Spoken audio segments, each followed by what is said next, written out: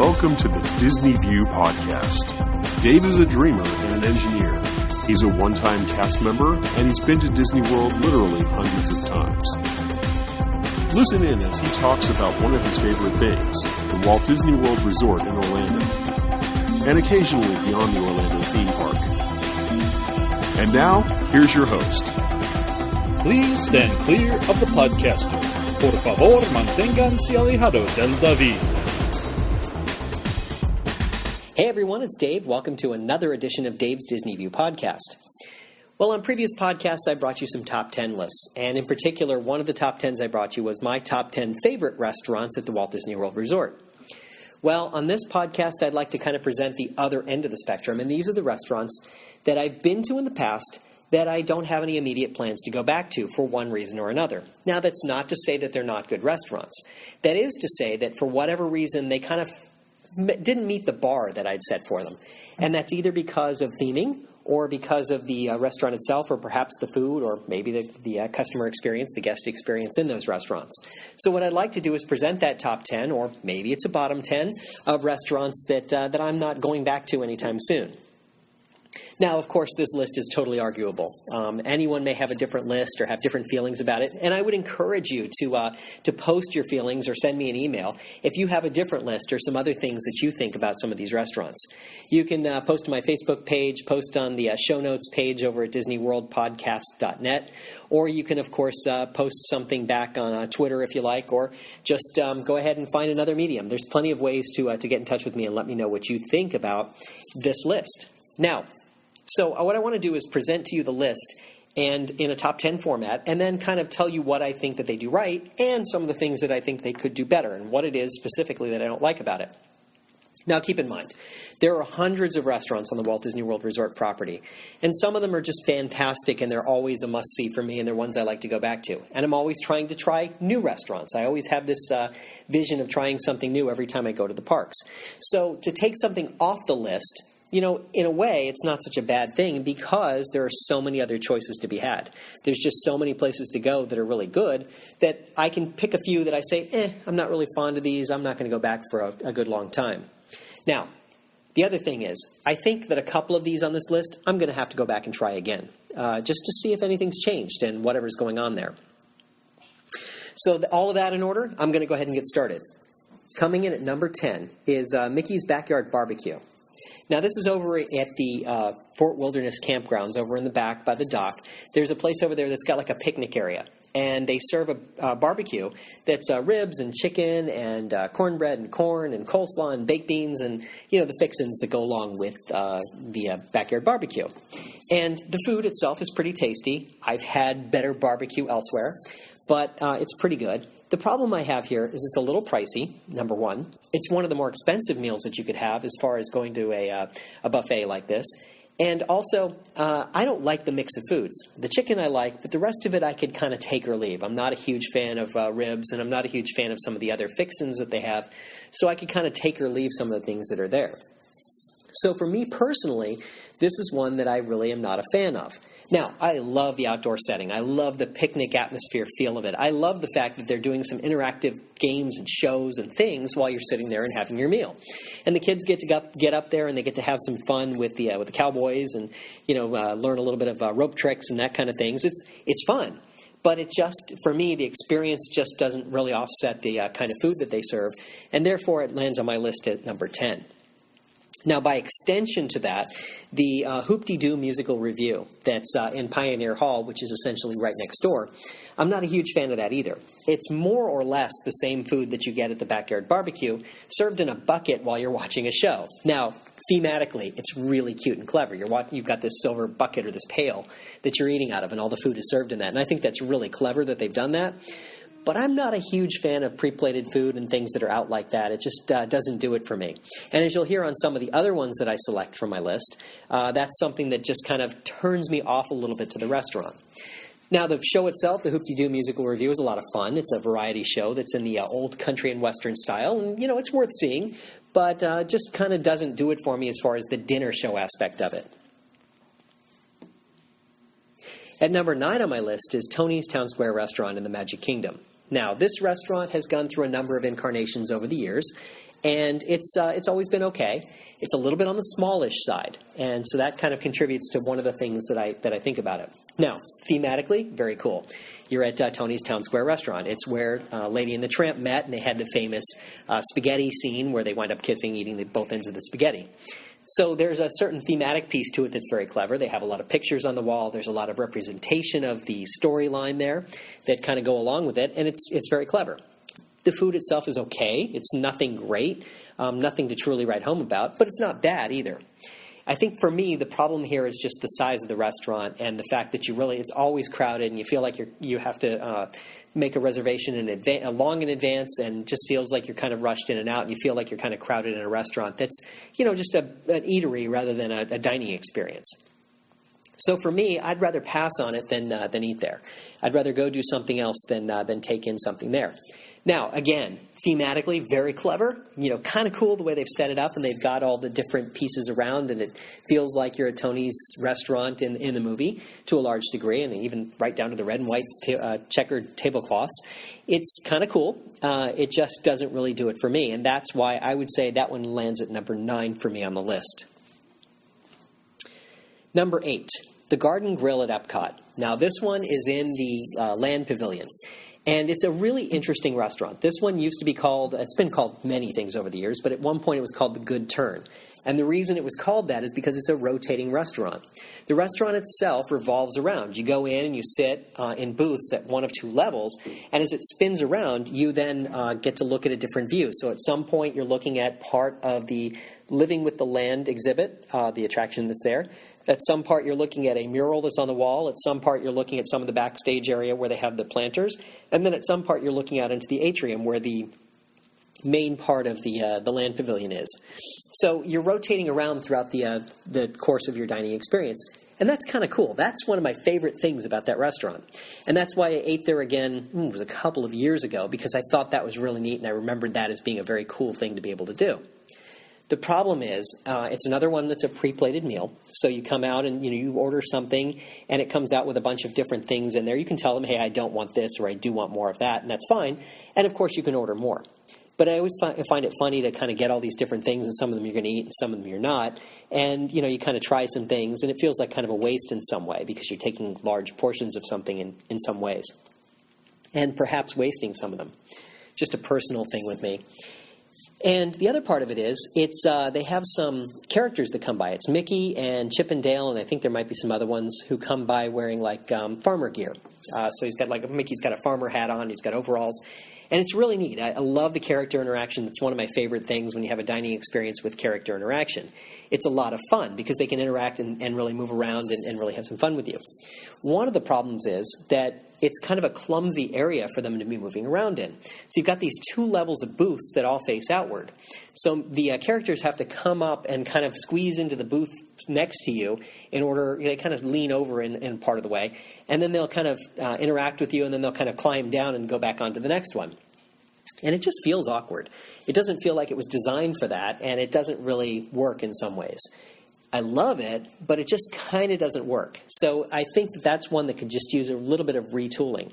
Now, that one I know that they've changed a couple of times, and even right now I think it's between times when they're making another change, because right now they're only serving dinner, and at times they serve breakfast, but they're not currently serving lunch or something like that. So it varies according to seasons, and you really should check it out if you wanted to go see that restaurant. But it's one that I'm not thrilled about just because of the way it is in its current incarnation, and it needs just a little bit of work. Next up on my list at number 7 is the Liberty Tree Tavern in the Magic Kingdom. Now, this is over in Liberty Square, and this restaurant has a colonial feel to it, and it's got a bunch of different things that you can do while you're in the restaurant that feel kind of colonial, with the wood on the walls and the wood on the floors, and even the tables and the shaker style cabinetry and stuff that they have in there. It certainly feels like it's in colonial times. Now, I remember being in this restaurant a number of times back when I was living in Orlando, and I really enjoyed going to this restaurant. And their Thanksgiving feast was always one of my favorite meals. So a couple of years ago, I went in there and I had a meal. And it wasn't quite the same. It felt more like something that you would get any restaurant rather than something that was really unique and different and inspiring in some way. It just didn't really grab my attention. The food was maybe even a little cold when I got it, and it felt like it was, sort of canned or reheated or something like that. And it's prepared in a way and plated in a way that feels like, you're on, it wasn't, but it feels like it's on plastic plates and, you're just getting the food kind of pushed on the plate and that's the end of it. There was no presentation, no panache. Now, I know that kind of fits in with the theming of being colonial times. I get that, but it just felt like it needed a little something more to kind of elevate it just a little. Now, there wasn't a time in between where this became a character buffet or a character sit-down meal, where the characters would come around dressed in colonial garb and interact with you. And somewhere along the way, I guess they changed the menu and some things happened and they had to reconfigure the restaurant just slightly to make room. So things are just a little bit different. I'm hopeful that eventually they'll kind of bring it back up to the level it was. That's not to say that it was bad. It just was a place where I kind of looked at it and said, I'm not wowed. I'm kind of underwhelmed, and I could probably go on and not come back to this restaurant again for a good long time. So it's a fun place, and it has that certain feel to it, and it's really good, but it just sort of is missing something and feels like it needs just a little bit more. Again, with so many choices, that's one that I think I can pass on. Moving on to number 6, I'll move over to the Disney's Hollywood Studios, and the location is the Pizza Planet. And that's over across from Muppet Vision 3D. Now, this particular restaurant, this dining establishment, used to be a museum of sorts. They had movie memorabilia set up in this building where you could walk along and look at the different items and kind of experience a movie props and things that you could kind of walk through. I know they've got other areas set up around the park where you can do that again in different places, but this was the primary place where you used to go.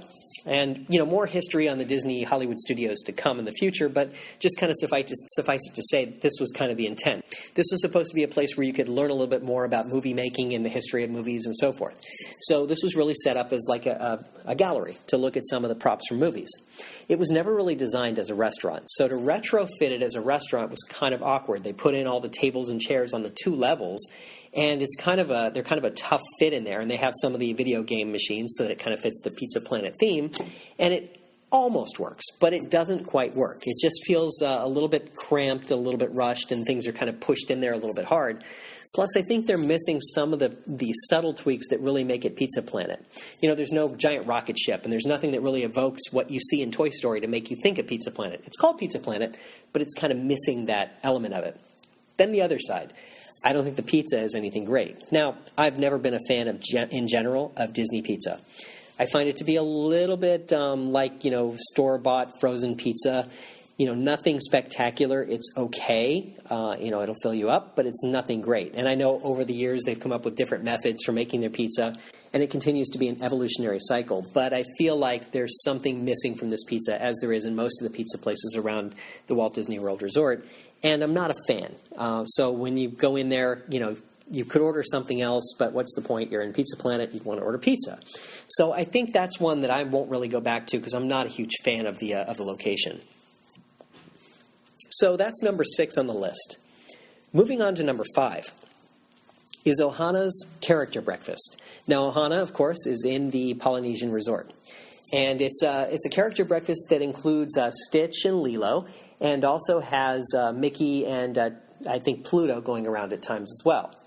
Now, the location is fantastic. I love the Polynesian Hotel, and I love this location in the back part of the hotel where you look out over part of Bay Lake, and you can almost see the Magic Kingdom off in the distance. And depending on the angle you're sitting at and where you're sitting exactly, you can see it. And it's really a nice place, and you can look down and you can see the boats that they have in the little harbor area there at the docks, and you can see that, and it's really beautiful. And at night, they do more of the Rodizio style where they come around with the different skewered meats and they serve that. But for the character breakfast, they come out with a pre-plated meal. And again, it's like a bowl that's served family style. So in this case, it's a bowl of, I think it's eggs and breakfast meats and waffles, and then there's a separate bowl that has fruit. And I think there's maybe a little thing of breakfast breads too.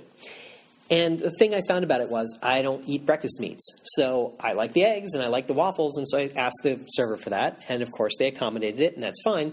But then you've got this giant bowl with just, eggs and waffles in the bottom of it, and had to ask for a little more and a couple of times and so forth.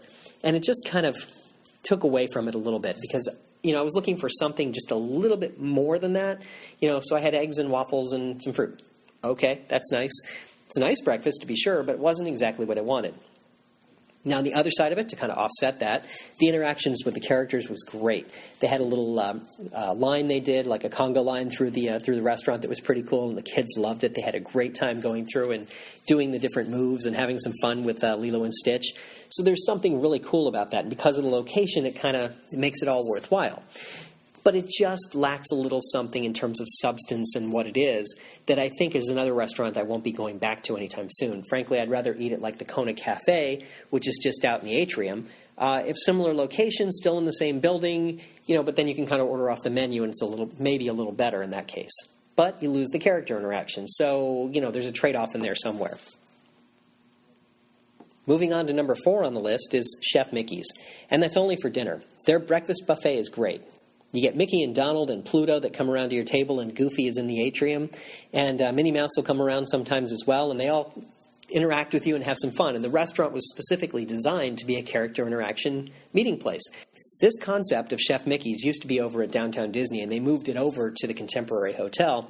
And it's a much more elaborate setting, and it's really set up to have the character interaction, and it's great. The problem is at dinner time. I don't think the dinner selections are all that great. It feels more like, a buffeteria, cafeteria-style food. The food is nothing really elevated or really anything that's out of this world. And you can have some fun and interact with the characters and so forth, but it kind of takes away from it when the food isn't as good as maybe it could be. So I prefer to go there for breakfast and just go in and have breakfast there and enjoy myself and skip dinner. So I haven't been there for dinner in more than a decade. I don't feel like I'm missing something, and that way I just go on and do other things and select some other locations to eat at in the evenings. So for breakfast, it's a tremendous value. And by the way, if you get there at about 11 o'clock, right before they close, it's a great opportunity to interact with the characters, and there's not many people in there, and you can really enjoy yourself and get the last of breakfast. Moving on to number 3 on my list is 1900 Park Fair for breakfast. Now, it's a really cool place. You're in the Grand Floridian Hotel, and Mary Poppins is sitting in the lobby of the restaurant, and you can sit out there and chat with Mary Poppins for a while, and she's very prim and proper, and she's telling you all these different things, and it's a wonderful experience meeting Mary Poppins like that. You go into the restaurant, and you have Alice in Wonderland and the Mad Hatter who wander around and chat with you. And they're a lot of fun. You got the childishness of Alice in Wonderland, and you've got the impishness of the Mad Hatter, and it's a lot of fun to kind of interact with them and get them going a little bit, because you can get them going. The problem with this restaurant is that, the food is kind of pared back in terms of its scale. Now, I can remember going here before I had kids, actually. Yes, I like going to character buffets, and I did it before I had kids. I can remember going in there, and they had a nice, bountiful buffet, and there were some great things, and I really enjoyed it, and there were some really nice selections of food. And then I went back after I had kids, and it wasn't the same. They had kind of pared it back. They had taken away one whole section of the food selections, and it really wasn't the same experience for me. And that's not to say I didn't like it, and my kids didn't like it, but I didn't enjoy it as much as I had in the past. So, again, kind of thinking about where the value lies, this is one that I've chosen not to go back to in the last, several years now, because I think there are better options out there. Now, what could they do differently? If they put some of the food items back out, perhaps it would be a better choice. The location is great. You can't beat the Grand Floridian for its style and its elegance, but I think that it just needs a little something more to make it something special. And so that one wound up at number 3 on my list. Now, down at number 2 on my list is Cinderella's Royal Table. Now, Cinderella's is an interesting concept. They took a small area upstairs in the castle, which used to be King Stephen's Banquet Hall, and it is actually a fairly small area. It has a small number of diners that they can have in there at any time. And they turned it into a character meet and greet. And that's fine, except that it turned out to be one of the most popular character meet and greets of any location. So when you're trying to get an advanced dining reservation to see Cinderella's Royal Table, you have to do it on the day it becomes available in the first 15 or 20 minutes that the reservations office is open. So if it's a 90-day window, you're calling on that 90th day out at 8 o'clock in the morning trying to get someone to get you a table there. And there's something about that just seems horribly wrong to me, that it takes that much effort to get a table at Cinderella's Royal Table. There's something kind of odd about that. And for a while there, they were having people that would call up and get the reservations and then sell them to other people and make a profit on people wanting to go there, and it just seems the whole thing seemed ridiculous. And Disney figured out a way to stop those people from doing that. Kudos to them. But it still happens that it's a premium ticket of a sort, and people really want to go there. And it's a nice experience to have your little one, your little princess goes in and she meets with Cinderella. There's something special about that. So the way they do it is you come in and they have you sit down with Cinderella and you take a picture with her. And it's kind of a rush job to get the picture taken. Then they sweep you upstairs and you go to the table that's set up for you. And they bring you out some pre-plated meals. You've ordered something and they just bring it out and it's already ready and you're starting to eat. And the princesses, Cinderella and whoever else are there, come by and say hello and introduce themselves and talk to you for a few minutes and then move on. Now, the space is a little tight for the number of people that are there and the number of princesses. And, of course, Disney wants to turn tables over quickly, and I get that. So it feels like they're kind of rushing you along a little bit to try and get you out so they can get the next group in there.